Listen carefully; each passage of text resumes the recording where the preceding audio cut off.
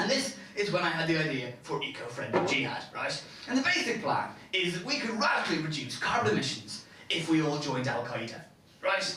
Now, I know it sounds like a crazy plan, but think about it for a second, right? The major causes of climate change are airlines, oil companies, rich Western governments, and overpopulation. Okay? Now, Al-Qaeda has a comprehensive strategy to deal with all four of those, right? Very, very comprehensive. And not only that, well, Al-Qaeda is a grassroots movement. It's non-profit. Its basic philosophy is think globally, act locally. If you compare it, I mean, they want to bring everyone back to a low-carbon 7th century lifestyle. If you compare them to their nearest competitors, the Americans, the American army flies bombs halfway around the world. Al-Qaeda walks them to their targets. And they source all their fighters locally.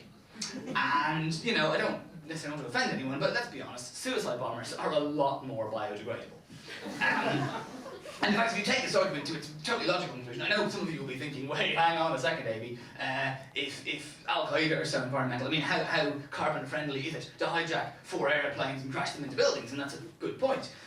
But you have to understand that as a result of 9/11, I mean, you know, millions of people around the world became more reluctant to fly. And the whole processing in airports slowed everything down and massively reduced airport expansion. And all flights across the US were grounded for 3 days. Massive reductions in carbon. And it reduced the numbers of the world's worst polluters by about 3,000, which is a horrible argument, right? But you know, if you're going to talk about inconvenient truth, you're going to talk about the fact that, you know, Bob Geldof, lovely man, inadvertently helped the invasion of Somalia. By the same token, Al-Qaeda, absolute bastards, 9/11 was actually the largest single act of carbon offsetting since Nagasaki, right? It's a hard thing to say, you know, it's Al Gore to Al-Qaeda in one sentence.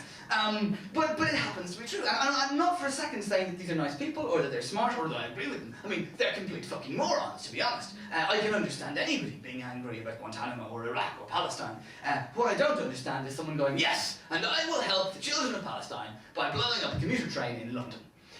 That's like me saying, well, I have mice in my kitchen, so I think I will fly to Botswana and shoot a giraffe. It's fucking demented, right? There's no question that is mad, right? And I'm not defending it for a second, and I mean, the Al-Qaeda, they're portrayed as if they're evil geniuses. They're not, right? The Al-Qaeda entrance exam, right? There's 3 questions. Do you hate the West? Can you type bomb making into Google? Do you know how to catch a bus? That's all they need to know. And if you watch the videos they make, you will realise that they actually don't know an awful lot more than that, right? They're sitting in their little flats, you know, going, we have told you to get off Muslim lands! And you're thinking, okay, you're a Pakistani bloke living in Walthamstow, right? You're welcome, that's fine, but the whole taking other people's lands thing, you want to just be thinking about, right? And they're going, death to the West! And they're clearly using Windows Movie Maker, right? With a Dell laptop. I mean, it's just stupid, right? And not only, I mean, that's the, then they're kind of, they talk about sex sometimes, and they're kind of like the Catholic Church, and they haven't got a lot of practical experience of mature adult relationships. Outside of that, I'm not sure, but, you know, they say things, you just know that they've never actually had proper relationships with, you know, adult women. They said, for example, there's this idea, they say that if you go to paradise, and you will have 72 virgins, right? Now, at some point, we were all virgins, right? And some of us may still, I'm not going to get into that.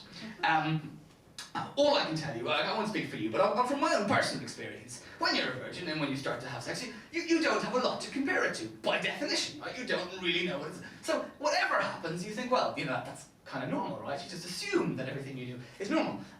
In my personal paradise, you would have 72 women who've just come out of quite a bad relationship, right?